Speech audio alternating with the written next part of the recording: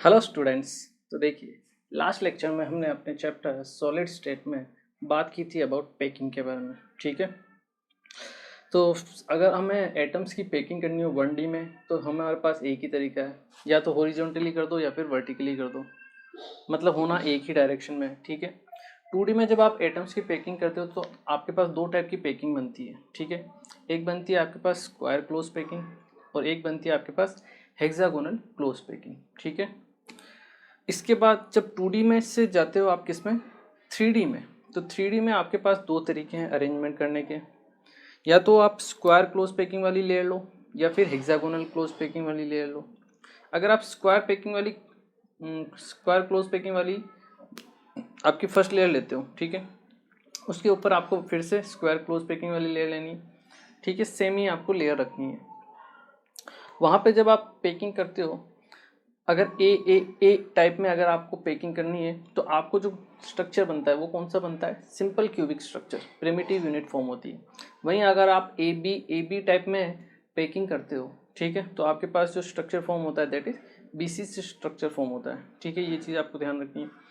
तो दो तरीके तो ये हो गए आपके स्क्वायर के लिए। अब हम बात करते हैं किसके लिए, हेक्सागोनल के लिए।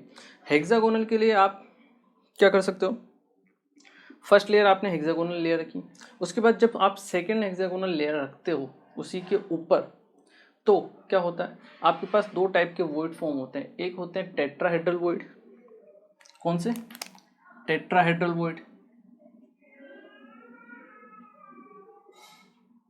जिसे हम टीवी भी बोल देते हैं, मतलब 3/1 या फिर 1/3, 3 के ऊपर एक 1, इस टाइप से, या फिर 1/3 भी इसको बोला जाता है। तो आपके पास कौन से वॉइड फॉर्म होते हैं, टेट्राहेड्रल वॉइड फॉर्म होते हैं। एक आपके पास फॉर्म होते हैं ऑक्टाहेड्रल वॉइड, ओवी। ये कब फॉर्म होते हैं, 3/3, मतलब नीचे भी आपके क्या रहने चाहिए, 3 एटम्स, और ऊपर भी क्या रहने चाहिए आपके 3 एटम्स। ठीक है, इस तरीके से। अब इनका जो ट्राइंगल बनेगा, इनके सेंटर्स को हम मिलाएंगे, उसका आपका वर्टेक्स इनसाइड है, अंदर की तरफ है, जबकि इसमें क्या रहेगा आपके आउटसाइड की रहेगा। दोनों ट्राइंगल की जो वर्टेक्स है उनकी डायरेक्शन अपोजिट होनी चाहिए। ठीक है, तब आपके जो फॉर्म होता है वॉइड, उसे हम क्या बोलते हैं, आपका ऑक्टाहेड्रल वॉइड। ठीक है, वॉइड क्या होता है, वॉइड जो खाली स्पेस होता है, इस को जब मैं यहाँ प्लेस करूँगा इसके ऊपर, तो यहाँ जो स्पेस क्रिएट हो जाता है हल्का सा, उसको हम क्या बोलते हैं, वॉइड बोलते हैं। क्लियर है, चलिए।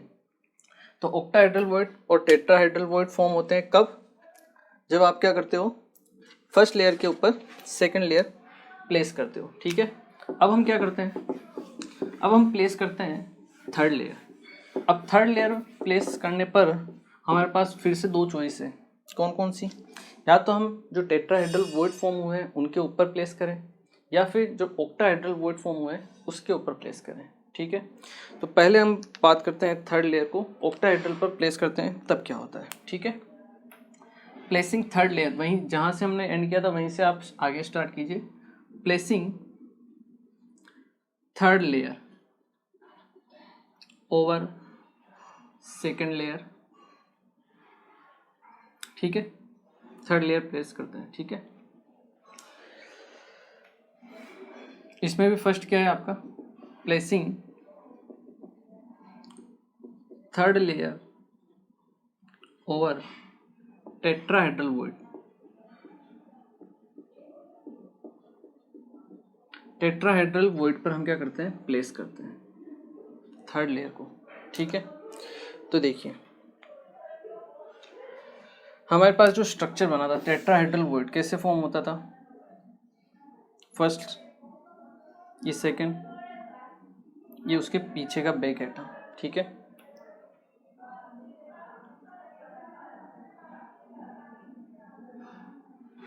इसी लाइन में आपके ऊपर की तरफ भी एक एटम होगा, क्योंकि 3/1 या फिर 1/3 से आपका क्या बनता है, टेट्राहेड्रल वॉइड बनता है। एक एटम आपके नीचे की तरफ भी होगा। ठीक है, यहाँ से भी आपके टेट्राहेड्रल वॉइड फॉर्म होगा और नीचे से भी आपके टेट्राहेड्रल वॉइड फॉर्म होगा। ठीक है, ये आपकी बीच में क्या है, हेक्सागोनल लेयर है। क्लियर है। इसको और मैं अगर और सही तरीके से आपको बताऊं तो देखिए,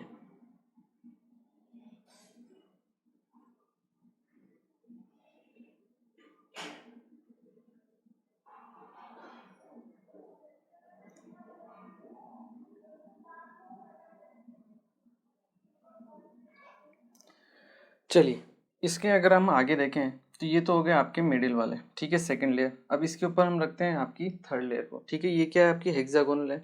इसको मैं पूरा कंप्लीट तरीके से दिखाता हूँ, देखिए तो आपको और अच्छे से समझ में आएगा। फर्स्ट,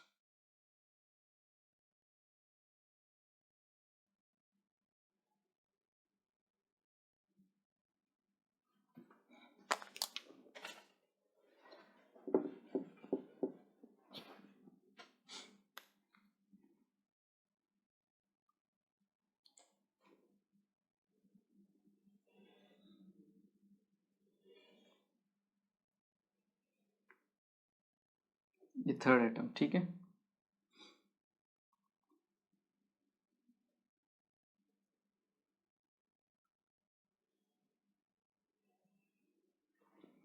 ये आपको हेक्सागोनली दिख रहा होगा। ठीक है, ये बीच वाला आपका सेंटर एटम है। ठीक है, और 1 2 दो पीछे, दो साइड में और दो आगे की तरफ, टोटल आपके पास 6 एटम हो गए। ठीक है, ये आपका सेंटर एटम हो गया और उसको चारों तरफ से घेरा हुआ है। क्लियर है, हेक्सागोनल शेप है। सेकंड, यहाँ हम देख सकते हैं जैसे ऊपर की तरफ है वैसे आपका नीचे की तरफ भी होगा।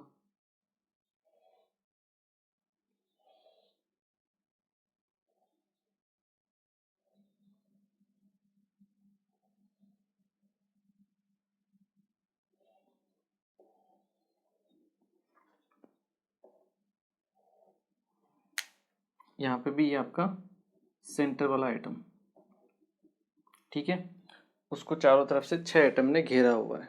क्लियर है, हेक्सागोनल शेप में। ठीक है, इसी को और अगर हम और तरीके से देखें, हेक्सागोनली किस तरीके से है। ठीक है, ये फर्स्ट एटम मैं इसमें आपको दिखाता हूँ, देखिए 1 2 3 4 5 6, इस तरह से आपको हेक्सागोनल शेप मिलेगी। ठीक है, तो इसको मैं बताता हूँ यहाँ पर। ठीक है, जब हम इनके सबके सेंटर को ज्वाइन करेंगे तो देखिए कुछ इस टाइप से बनेगा आपका स्ट्रक्चर।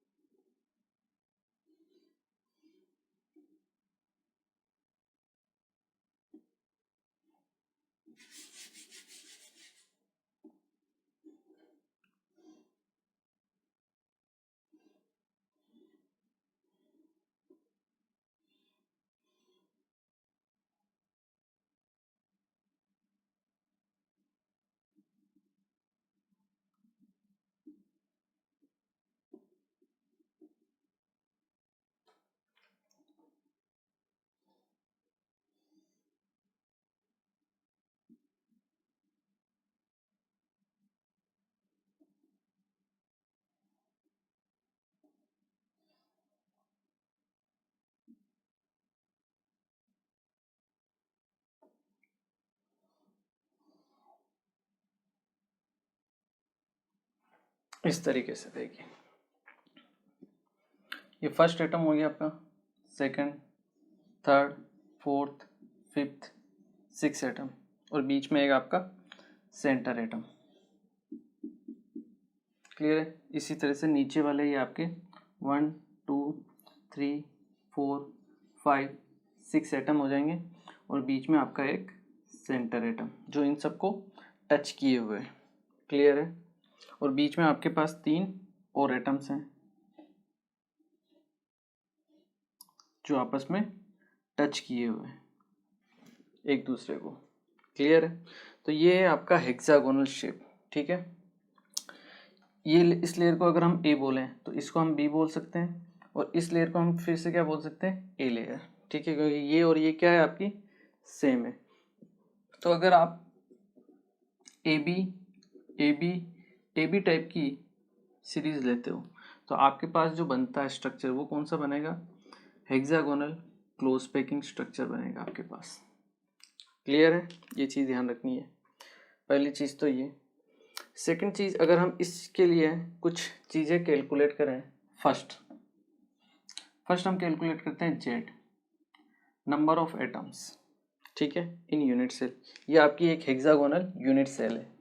क्लियर है, इसमें नंबर ऑफ एटम्स देखिए, ये तो हुए आपके कॉर्नर वाले, ये हुआ फेस सेंटर वाला, और ये हैं आपके सेंटर वाले 3 एटम। ठीक है, सबसे पहले हम बात करते हैं आपके जो फेस सेंटर है। फेस सेंटर हाफ नीचे इसमें होगा तो हाफ ऊपर की तरफ होगा, उसका कंट्रीब्यूशन कितना होता है, हाफ। ठीक है, 2 एटम है, उसका हम निकाल लेंगे।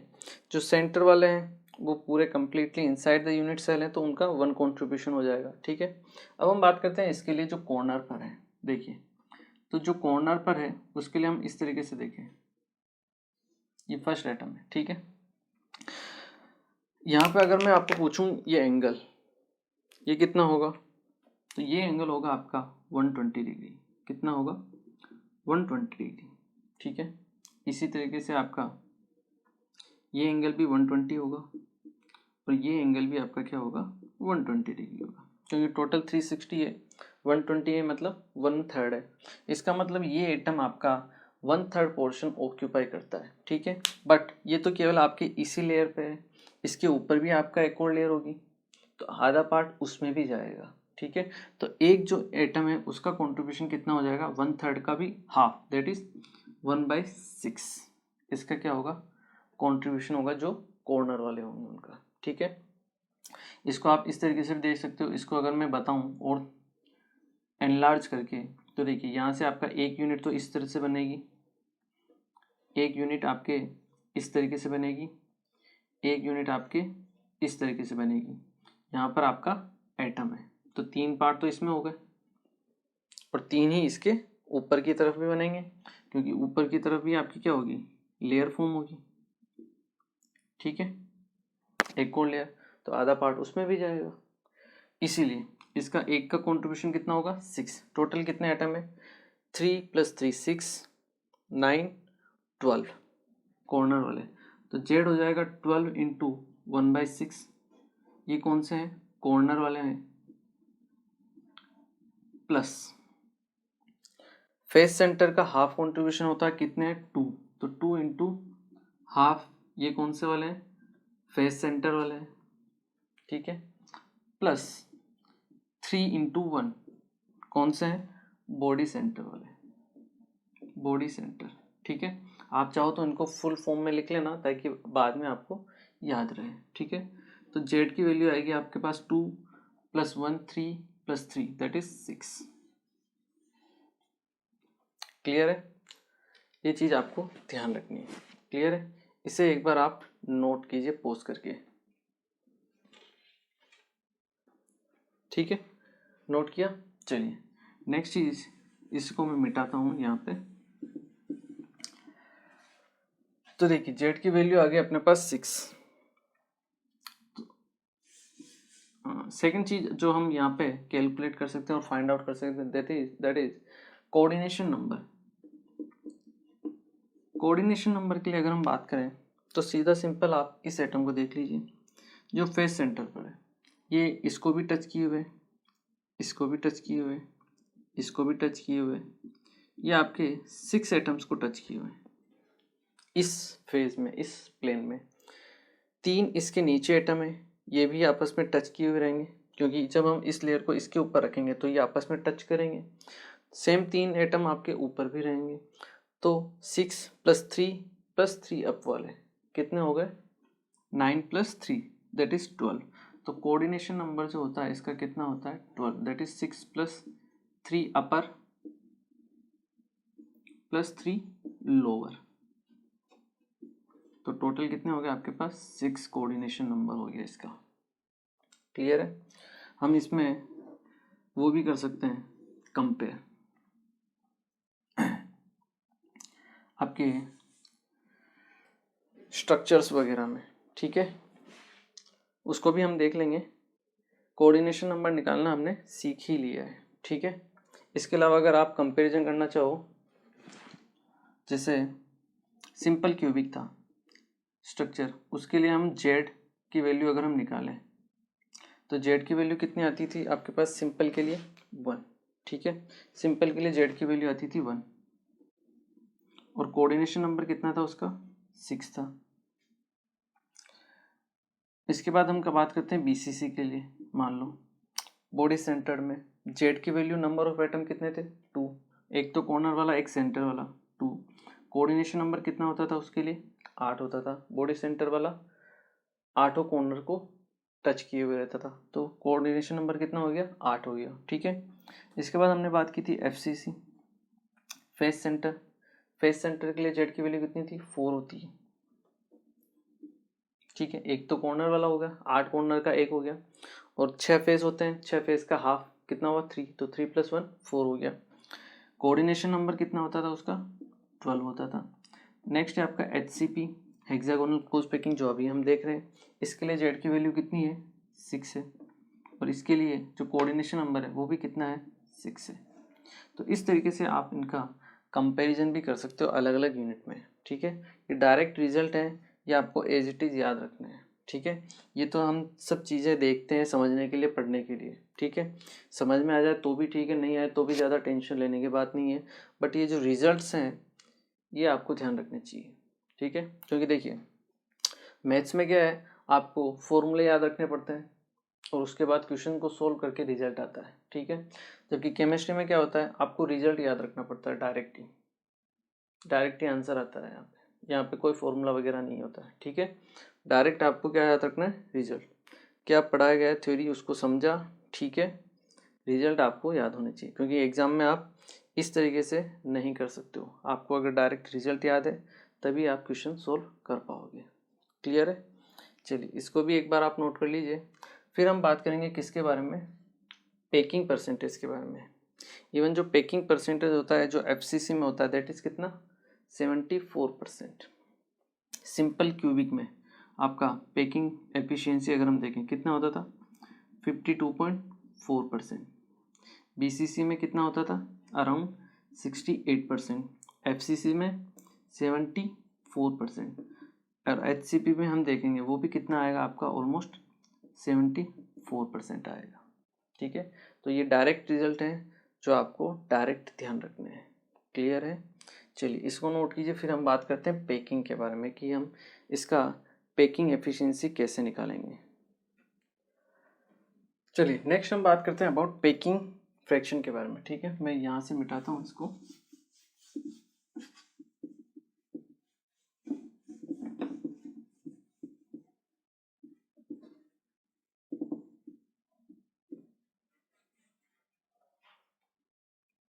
देखिए नेक्स्ट हम बात करते हैं पैकिंग फ्रैक्शन।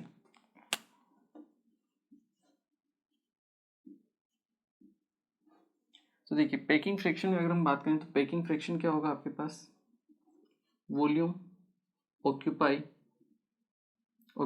बाय एटम और atoms divide by volume of unit cell, यही होगा, ठीक है। अब volume occupied by atoms, Z की वैल्यू हमने देखी थी, जेड कितना आया था, कितने एटम्स होते हैं यूनिट सेल में आपके पास 6। तो हम कह सकते हैं दैट इज जेड, या फिर हम डायरेक्ट लिख सकते हैं 6 इंटू ये क्या होगा Z into volume of 1 atom, इसके इक्वल होगा ये आपका। और जेड की वैल्यू क्या है 6 into volume of 1 atom that is 4/3 pi r cube divide by volume of unit cell,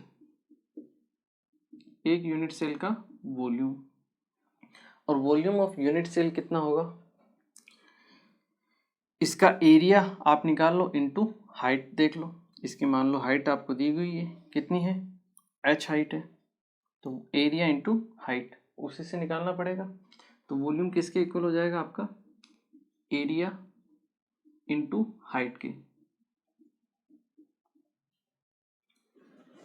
तो अब अपने को दो चीज़ें निकालनी है, एक तो एरिया निकालना है हेक्सागोनल का और एक निकालनी है आपको हाइट, तब जाके आपके पास क्या आएगा वॉल्यूम आएगा, ठीक है।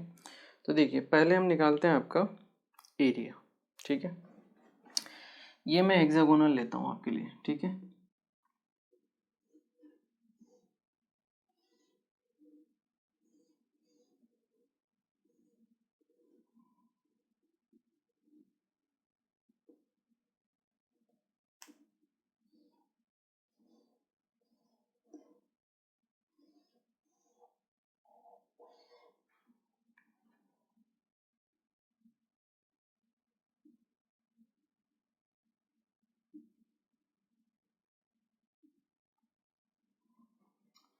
ठीक है, ये हेक्सागोन हमने ले लिया है। ठीक है,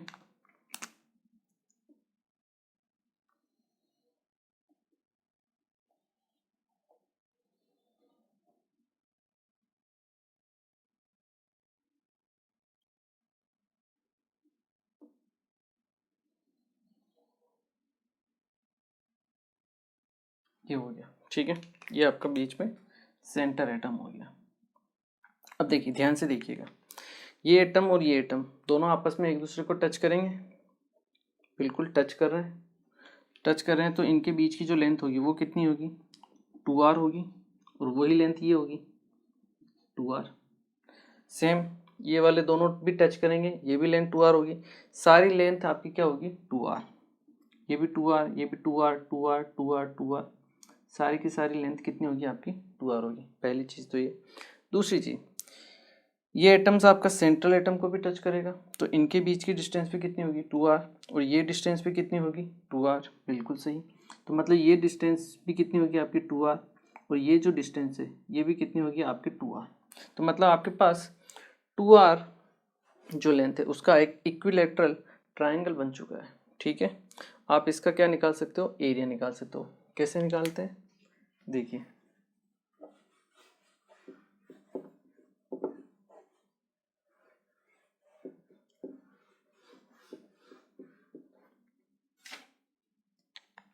अगर हम इसका एरिया निकालें तो यहाँ पे आपके 1 2 3 4 5 6 इक्विलैटरल ट्राइंगल बन चुके हैं। ठीक है, तो जो आपका एरिया होगा, एरिया ऑफ बेस,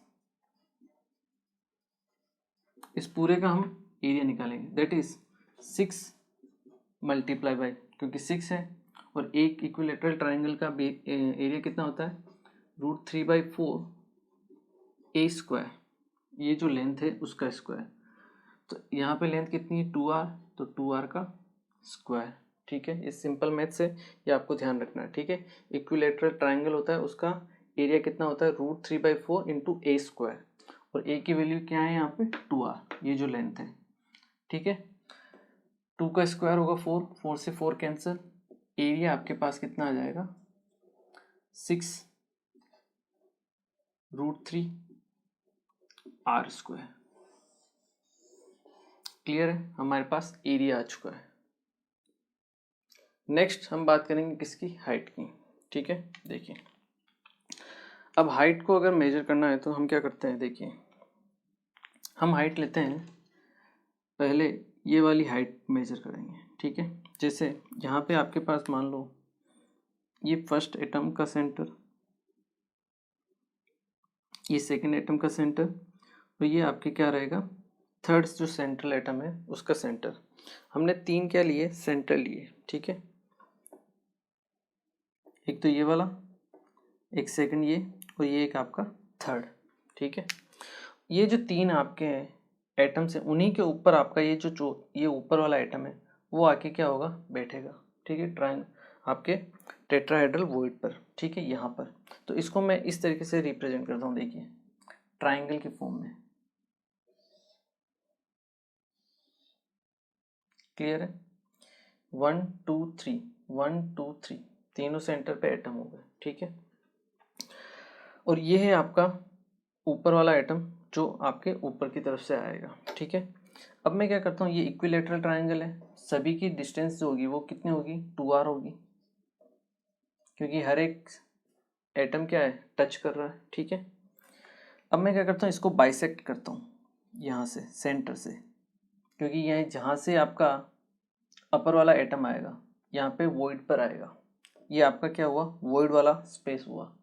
यहाँ से मैं क्या करता हूँ, इसको फिर से बाइसेक्ट करता हूँ तो ये इसको भी बाइसेक्ट करेगा, 2r है तो ये r और r दो पार्ट में क्या करेगा, इसको बाइसेक्ट करेगा। ठीक है, ये मान लो आपका है a पॉइंट, ये b पॉइंट, ये c पॉइंट, ये हो गया आपका o पॉइंट, ये आपका हो गया d पॉइंट। ठीक है, तो यहाँ से देखिए आपके पास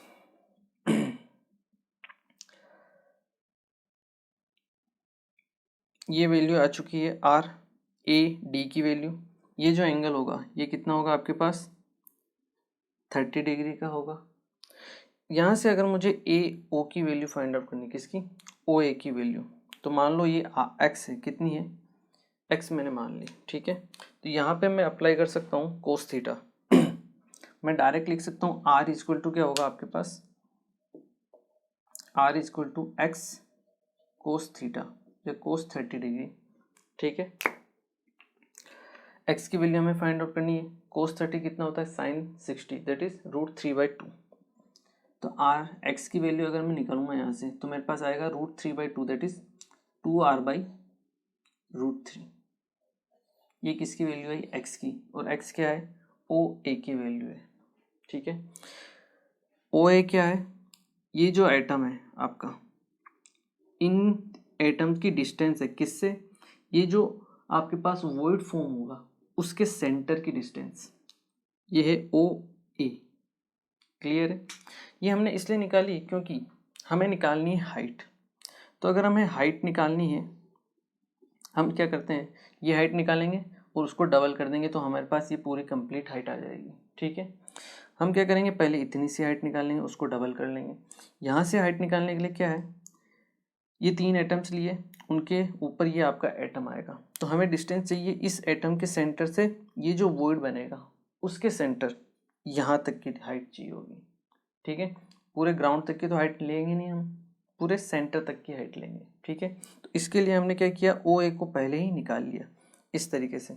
इसको मैं और एक और तरीके से आपको दिखाऊं तो देखिए, इसी के नीचे लिखना आप। ठीक है,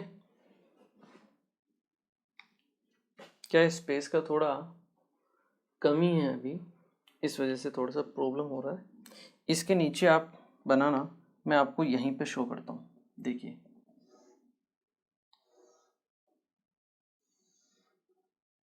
ये ट्रायंगल बन चुका है आपके पास, ये है ओ, ये है ए। ठीक है, अब देखिए जैसे ये एटम यहाँ पर आएगा, ये एटम और ये एटम आपस में टच करेंगे, और टच करेंगे तो ये जो लेंथ होगी आपकी, इनके बीच की लेंथ, ये कितनी होगी, 2r होगी। स्ट्रेट अगर मैं बनाऊँ तो 2r लेंथ होगी, क्योंकि ये टच करेंगे इन दोनों के सेंटर। यहाँ पे आपका सेंटर रहेगा इस एटम का।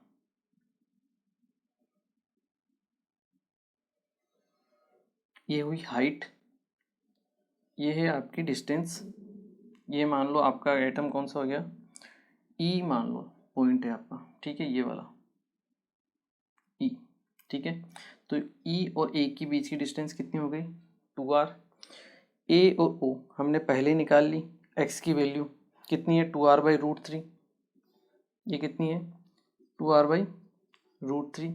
यहाँ से हम निकाल लेंगे ओ और ए की डिस्टेंस, दैट इज जो ये डिस्टेंस है आपकी टेट्राहेड्रल वॉइड जो बना है उसकी, और ये जो सेंटर है उसकी डिस्टेंस, ये हाइट मिल जाएगी हमें, उसका डबल कर देंगे तो हमारे पास एच की वैल्यू आ जाएगी। ठीक है, तो यहाँ पे हमें निकालना है ओ और ई की वैल्यू। आप क्या करो, पाइथागोरस प्रमेय लगा दो। ठीक है, अब मैं इसको मिटा देता हूँ। ठीक है, आपको चाहिए तो आप एक बार नोट भी कर सकते हो, जो भी इस स्लाइड में है मैं आगे लिखता हूँ, कवर करता हूँ। ठीक है,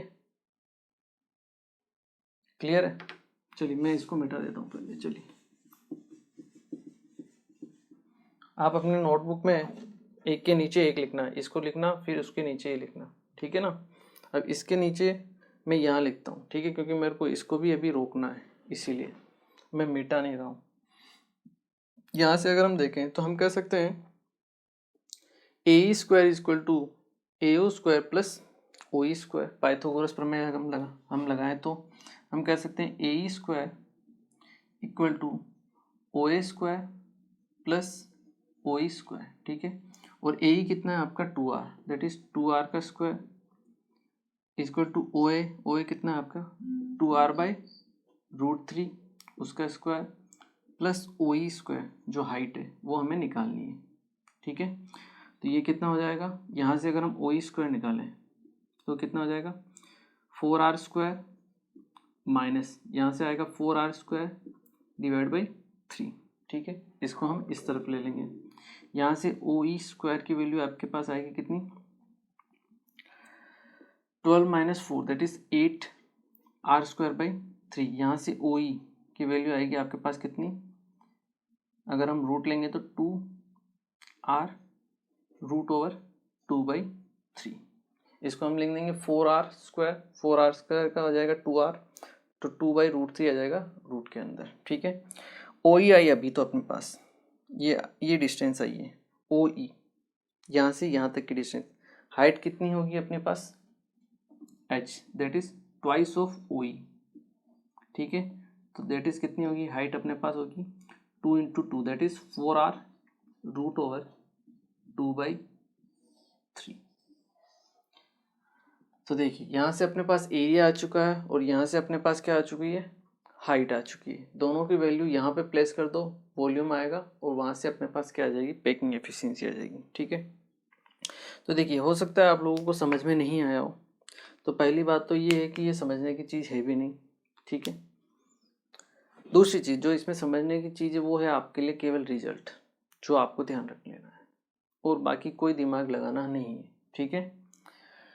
केवल हाइट एरिया ये निकालना है। रिजल्ट आपने निकाल लिया, उसको याद रखो। पैकिंग एफिशिएंसी आनी कितनी है 74 ही आनी है, ठीक है। वो डायरेक्ट रिजल्ट आपको ध्यान रखना है। ये तो मैंने आपको केवल और केवल समझाने के लिए, मैं चाहता तो डायरेक्ट हाइट भी लिखवा सकता था, ठीक है, बट हो सकता है फिर किसी को समझ में नहीं आई कि कैसे आई, इसलिए मैंने इसको समझा दिया। थोड़ा टफ है, समझने में कम आता है। फिर से मैं ट्राई कर लेता हूँ एक बार। हाइट हमें निकालनी है इस यूनिट सेल की। हमने क्या किया, यहाँ से यहाँ तक की हाइट निकालने की कोशिश की पहले, क्योंकि इसका डबल कर देंगे तो ये हाइट आ जाएगी, ठीक है। तो हमने देखा कि अगर हमें ये हाइट निकालनी है तो ये जो आपका ऊपर वाला आइटम है वो इन 3 एटम्स के जो टेट्राहेड्रल वॉइड बनेगा उसी के सेंटर में आएगा। वो हाइट अपने को यहाँ से यहाँ निकालनी है। ये हाइट अपने को पता है, ये तो टच करेंगे तो 2R होगी। ये हाइट अपने को निकालनी है, तो हमने क्या किया, ये हाइट हमें पता है, हमने ये हाइट निकाल ली। ये हाइट कैसे निकाली, यहाँ से तीनों एटम हो गए, बाइसेक्ट किया, ये बाइसेक्ट करेगा RR, एंगल 30 डिग्री होगा। एक्स की वैल्यू यहाँ से निकाल ली, एक्स की वैल्यू हमारे पास ये आ गई, यहाँ से हमारे पास ये वैल्यू आ गई है ये वाली वैल्यू, ये वैल्यू 2R है, यहाँ से हमने हाइट निकाल ली, ठीक है। क्योंकि ये डायरेक्ट 2R तो आनी है नहीं अपने हाइट, जो ये हाइट है ये 2R तो आनी है नहीं, क्योंकि ये एग्जैक्ट तो टच नहीं कर रहा है। यहाँ जो हाइट आएगी वो ऑक्टा, ये जो टेट्राहेड्रल वॉइड है उसके बीच में रहेगी, तो वहाँ पे स्पेस तो रहेगा, डायरेक्ट पूरा तो कंप्लीट टच नहीं कर रहा है। तो हाइट 2R तो आनी है नहीं, उससे क्या आएगी, कमी आएगी। और हाइट आप देख भी सकते हो कि हाइट आपके पास कितनी आई है 2R इंटू √2/3 और √2/3 है, तो उसकी वैल्यू डेफिनेटली किससे कम आएगी, 1 से तो कम ही आएगी। मतलब 1 से कम आएगी, वो 2R से मल्टीप्लाई होगा, तो OE की जो वैल्यू है ये वाली डिस्टेंस डेफिनेटली 2R से तो कम आनी है इसी, ठीक है। तो वो तो समझने के लिए, बाकी उस पर ध्यान देने की ज़रूरत नहीं है। यहाँ से हमने ये हाइट निकाल ली, ठीक है। ये हाइट आ गई, उसको डबल कर दिया, ये अपने पास हाइट आ गई कौन सी, ये वाली हाइट हेक्सागोनल वाली। एरिया हमने निकाल ही लिया बेस का, ठीक है। अब हमारे पास आ जाएगा वॉल्यूम। तो वॉल्यूम क्या है आपका, आप इन सब के नीचे लिखना, ठीक है ना। वॉल्यूम यहाँ से अगर मैं लिखूँ, पैकिंग एफिशिएंसी कितनी हो जाएगी आपके पास 6 × 2, ये हो जाएगा आपका 8πr³ divide by volume of unit cell that is area into height. Area कितना है ये निकाला आपने 6√3R² इंटू हाइट कितनी है 4R इंटू √2/3। डायरेक्ट याद कीजिए, पैकिंग एफिशिएंसी 74%, दैट्स इट। ये है हमारा फाइनल रिजल्ट जो आपको ध्यान रखना है, ठीक है। थोड़ी सी मैथ्स है इसमें, हो सकता है नीट वालों को प्रॉब्लम आए। डायरेक्ट याद रखिए, रिजल्ट आपके लिए बेनिफिशियल होगा, ठीक है। चलिए, तो हमने जेड निकाल लिया, कोऑर्डिनेशन हमने निकाल लिया, पैकिंग एफिशिएंसी निकाल ली। किसके लिए? HCP के लिए। हम क्या कर रहे हैं? थर्ड लेयर प्लेस कर रहे हैं ओवर सेकंड लेयर। जब हम सेकंड लेयर पे थर्ड लेयर प्लेस कर रहे हैं और हमने क्या किया? टेट्राहेड्रल वॉइड को कवर किया है, ठीक है, तब आपके पास HCP स्ट्रक्चर बनती है। कौन सी structure? HCP, hexagonal close packing. और कैसी बनती है? AB टाइप की स्ट्रक्चर बनती है, हेक्सागोनल क्लोज पैकिंग। उसके लिए हमने जेड की वैल्यू निकाली, कोऑर्डिनेशन नंबर निकाल लिया और आपका पैकिंग एफिशिएंसी निकाल लिया, जो किसके इक्वल होती है? FCC के इक्वल होती है, ठीक है। तो ये चीज़ ध्यान रखनी है। डायरेक्ट रिजल्ट्स रहते हैं इस चैप्टर में, वो आपको डायरेक्ट ही ध्यान रखने हैं। क्लियर है? चलिए नेक्स्ट हम बात करते हैं कि अगर हम जो थर्ड लेयर है वो प्लेस करें किसके ऊपर? ऑक्टाहेड्रल वॉइड पर, तब क्या होता है, ठीक है, उसके बारे में बात करते हैं। एक बार आप इसे नोट कीजिए। चलिए नेक्स्ट हम बात करते हैं covering all the octahedral void. जब हम टेट्राहेड्रल की जगह ऑक्टाहेड्रल वॉइड को कवर करते हैं।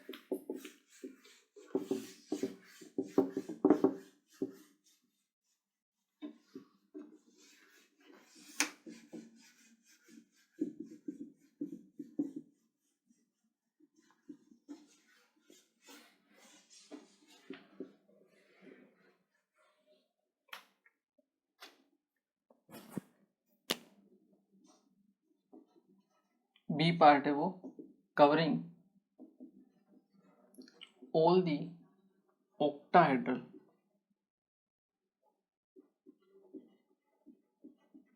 void, covering all the octahedral void, ठीक है। ऑक्टाहेड्रल वॉइड को कवर करें तो पहली बात तो हम ये देखते हैं कि ऑक्टाहेड्रल वॉइड फॉर्म कैसे होते हैं। कैसे फॉर्म होते हैं? 3/3 से, ठीक है, ये हमने बात पहले की हुई है। फर्स्ट, सेकंड, थर्ड, इसी के ऊपर आएगा आपका थर्ड वाला।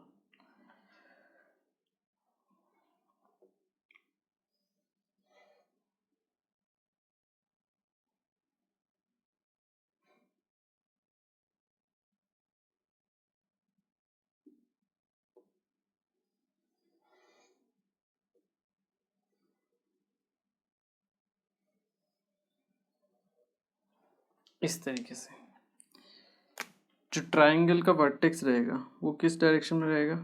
अगर एक का अपवर्ड है तो दूसरे का क्या होगा? डाउनवर्ड। इस तरीके से हमने देखा था। डायरेक्शन क्या होती है?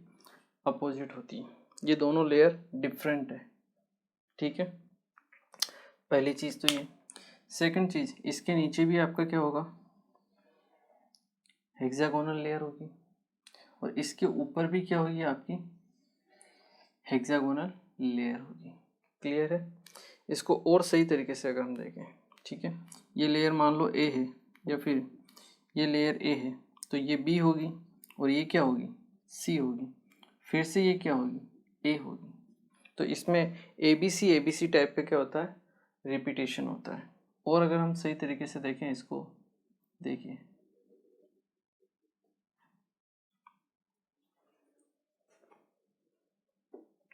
इसके लिए बात करते हैं हम, ठीक है।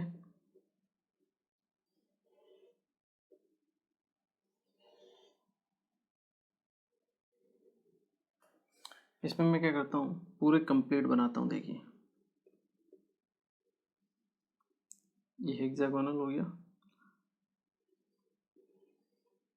क्लियर है। ये बीच में सेंटर एटम हो जाएगा आपका, ये ग्रीनिश, ठीक है। सेम मैं बनाता हूँ हेक्सागोनल ऊपर की तरफ।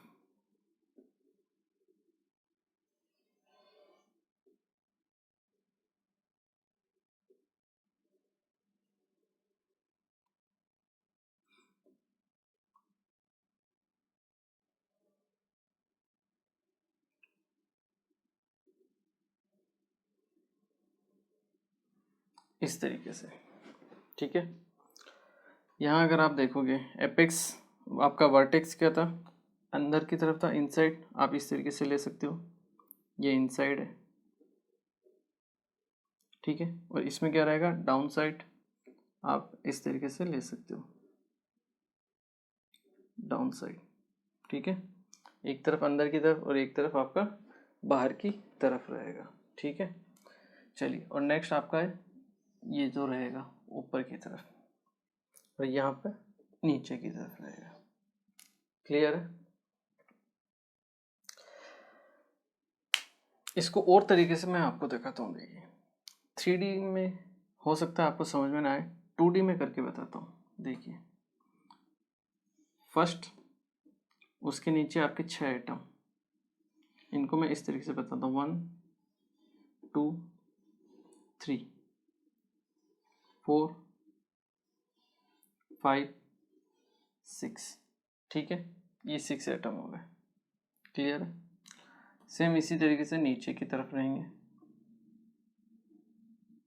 लेकिन इसमें अपोजिट रहेगी डायरेक्शन। तो 1 2 3 पहले रहेंगे, फिर 2 रहेंगे, और फिर आपका 1। ये ऊपर की तरफ मूवमेंट है तो ये नीचे की तरफ रहेगा, डिफरेंट रहेगा। और ये लास्ट में आपका एटम है, ठीक है। 1 2 3 4 5 6 7 8 9 10 11 12 13 14, टोटल कितने एटम है आपके पास? 14 एटम है, ठीक है। अब इनका हमें क्या करना है? अरेंजमेंट। सिंपल सी चीज़ है। ये 1 हो गया एटम, ठीक है। Second atom, third, fourth, fifth, six, seventh, eighth, ninth, 10th, 11th, 12th, 13, 14, total ये 14 एटम है, ठीक है। मैंने अरेंज किए। ये मैंने अरेंज इसलिए क्यों किए, क्योंकि मुझे देखना था इनका स्ट्रक्चर कैसा फॉर्म हो रहा है। जब हमने ऑक्टाहेड्रल वॉइड कवर की थी, आपकी टेट्राहेड्रल वॉइड कवर की थी, तब हेक्सागोनल क्लोज पैकिंग बन रही थी। जबकि यहाँ पे कौन सी पैकिंग बनती है आपकी? इसको अगर हम देखें तो हम कुछ इस टाइप से बनाएंगे।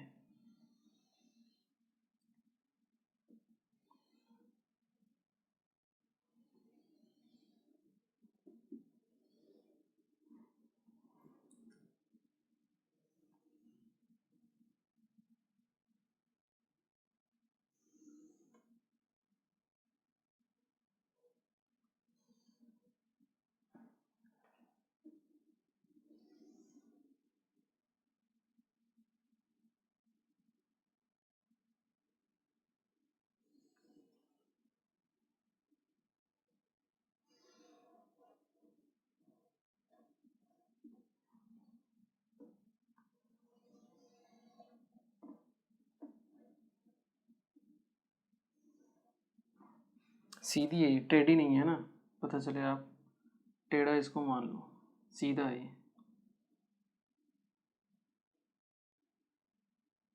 यहाँ पर, ठीक है।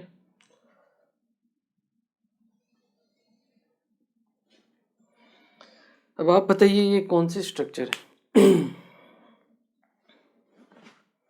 यहाँ पे 1 2 एटम, एटम 3 4, यहाँ पे भी एटम, यहाँ पे भी एटम, यहाँ पे एटम, यहाँ पे एटम, यहाँ पे भी एटम, यहाँ पे भी एटम। एक क्यूब में 8 कॉर्नर होते हैं और 8 कॉर्नर पर क्या है? आपके एटम प्रेजेंट है। क्लियर है? सेकंड थिंग, ये आपको एक फेस दिख रहा है, ये आपको एक फेस दिख रहा है, ये एक फेस दिख रहा है, और ये आपको एक फेस दिख रहा है। और हर एक फेस पर क्या प्रेजेंट है आपके पास? एक एक एटम प्रेजेंट है। क्लियर है? और ये एक बैकवर्ड, और ये एक आपका बाहर की तरफ, ठीक है, फेस साइड। तो टोटल आपके पास 6 फेस हो गई, और सभी फेसेस पर क्या है? आपका एक एक एटम प्रेजेंट है। इसका मतलब ये जो स्ट्रक्चर है वो किस टाइप का स्ट्रक्चर है? ये स्ट्रक्चर है आपका face centre cubic structure. Clear है? तो जब आप एबीसी टाइप का अरेंजमेंट करते हो तो जो आपके पास स्ट्रक्चर बनता है वो किस टाइप का बनता है? एफसीसी स्ट्रक्चर बनता है। ये चीज़ इम्पोर्टेंट है जो आपको ध्यान रखनी है, ठीक है। हमने 2D में पैकिंग देख ली, उसके बाद हमने देखी 3D में पैकिंग, ठीक है। 3D में पैकिंग करते टाइम हमने यूज किया स्क्वायर क्लोज पैकिंग यूनिट को, उससे हमने कौन सी यूनिट बनी वो देखा, ठीक है, सिंपल और BCC। फिर हमने देखा कि अगर हम हेक्सागोनल क्लोज पैकिंग काम में लें तब क्या होता है 3D में। तो हमने देखा पहले फर्स्ट लेयर हमने रखी, फिर हमने सेकंड लेयर रखी। तो सेकंड लेयर रखने पर हमारे पास फिर दो टाइप के वॉइड बने, एक बना टेट्राहेड्रल वॉइड और एक बना ऑक्टाहेड्रल वॉइड। तो हमारे पास फिर से दो कंडीशन नहीं आएगी। तो हमने पहले क्या किया, टेट्राहेड्रल वॉइड पर थर्ड लेयर को रखा। तो हमने देखा कि जो हमारा स्ट्रक्चर बन रहा था वो बन रहा था आपका हेक्सागोनल क्लोज पैकिंग टाइप का स्ट्रक्चर, ठीक है, वो हमने देखा। उसके बाद हमने क्या किया, थर्ड लेयर को रखा कहाँ पर, ऑक्टाहेड्रल वॉइड पर। तो ऑक्टाहेड्रल वॉइड को हम रखने पर हमें पता चला कि एबीसी टाइप का क्या होता है, रीअरेंजमेंट होता है स्ट्रक्चर का। और हमारे पास जो यूनिट फॉर्म होती है वो कौन सी होती है, FCC यूनिट फॉर्म होती है। इसे हम CCPB बोल देते हैं। क्या बोलते थे, CCP, that is cubic close packing. क्या बोलते हैं, क्यूबिक क्लोज पैकिंग, दोनों सेम ही है, ठीक है। ये आपका क्यूब ही है, बस पहले क्या था, एक जगह बैठा रहता था, उसको हमने थोड़ा सा क्या कर दिया, टिल्ट कर दिया, और कुछ नहीं किया है। बस आप देख सकते हो पकड़ के इसको टिल्ट किया हुआ है और कुछ नहीं है, कॉर्नर्स पे रख दिया इसको, बाकी है आपका ये क्यूब ही है, ठीक है। तो ये चीज़ें इंपॉर्टेंट जो आपको ध्यान रखनी है किस केस में, अगर आप थर्ड लेयर को प्लेस करते हो ऑक्टाहेड्रल वॉइड पे तो आपका स्ट्रक्चर फॉर्म होता है दैट इज FCC या फिर CCP। क्लियर, चलिए एक बार आप इसे नोट कीजिए। चलिए तो देखिए ये हुई आपकी FCC। इसके लिए जो रिजल्ट्स हैं वो हम डायरेक्ट ही लिखेंगे अपने पास, क्योंकि FCC स्ट्रक्चर है। तो FCC स्ट्रक्चर के लिए, ठीक है, मैं यहाँ रिजल्ट लिख लेता हूँ, ठीक है ना। FCC स्ट्रक्चर की बात करें तो जेड की वैल्यू क्या होती है, फेस सेंटर के लिए 4, ठीक है। 6 तो फेस वाले हो गए, तो 6 इंटू हाफ कितना हुआ 3, ठीक है, प्लस एक कॉर्नर का दैट इज 4। कोऑर्डिनेशन नंबर जो होता है इसके लिए भी 12 होता है, ठीक है। 6 तो इसी सेंटर में रहेंगे, इसी लाइन में जो टच कर रहे हैं, 3 इसके नीचे रहेंगे और 3 इसके ऊपर की तरफ रहेंगे। तो टोटल कितना हो जाएगा इसका कोऑर्डिनेशन नंबर 12, ठीक है। पैकिंग एफिशिएंसी सेम होती है दैट इज 74%। क्लियर है, तो आपको डायरेक्ट रिजल्ट ध्यान रखना है इनके लिए। चलिए इसको एक बार आप नोट कर लीजिए, ओके। चलिए तो देखिए आज के लेक्चर में हमने बहुत इंपॉर्टेंट चीज़ सीखी। पिछले जो 2 लेक्चर हैं बहुत इंपॉर्टेंट है आपको समझने के लिए। अगर कन्फ्यूजन होगा आपको तो इन्हीं 2 लेक्चर में होगा, बाकी कहीं कन्फ्यूजन होने की बात नहीं है। तो पेशेंस रखिएगा, समझने की कोशिश कीजिएगा, 2-3 बार 4 बार ट्राई कीजिएगा खुद से, ठीक है। जब तक उलझोगे नहीं तब तक सुलझोगे नहीं, ठीक है। तो पहले उलझिए, कहाँ गलती हो रही है वो देखिए, फाइंड आउट कीजिए, उसके बाद ही आप सुलझ पाओगे, ठीक है। बाकी ज़्यादा नहीं समझ में आ रहा तो रिजल्ट तो एटलीस्ट आपको ध्यान होना ही चाहिए, ठीक है, क्योंकि रिजल्ट ही पूछे जाते हैं अगर पूछना है तो, बाकी इतने हार्ड कोई आपको पूछेगा नहीं। क्लियर, हाँ रिजल्ट ज़रूर पूछ सकता है, कंपैरिजन करवा सकता है आपसे, ठीक है। तो ये चीज़ आपको ध्यान रखनी है, ठीक है। पैकिंग एफिशिएंसी दी हुई है, वॉइड कितना होगा 26%, ये ध्यान रखना कि क्वेश्चन में क्या पूछा है, वॉइड पूछा है या पैकिंग एफिशिएंसी पूछी है, इन चीज़ों का ध्यान आपको रखना पड़ेगा। क्लियर है, चलिए आज के लेक्चर को हम यही फिनिश करते हैं। आज हमने थर्ड लेयर को प्लेस किया और आपका पैकिंग जो होता है कंप्लीट होता है यहाँ पर, ठीक है। नेक्स्ट क्लास में हम पढ़ेंगे इसी से रिलेटेड आगे जो भी चीज़ें आएंगी उनके बारे में हम बात करेंगे। तब तक आपको क्या करना है, जो 2 लेक्चर हैं उनको अच्छे से रिवाइज कीजिए एक बार, ठीक है, समझिए, ताकि आगे के लिए आपके लिए क्या हो, बेनिफिट हो, ठीक है। तो मिलते हैं फिर next lecture. Thank you very much.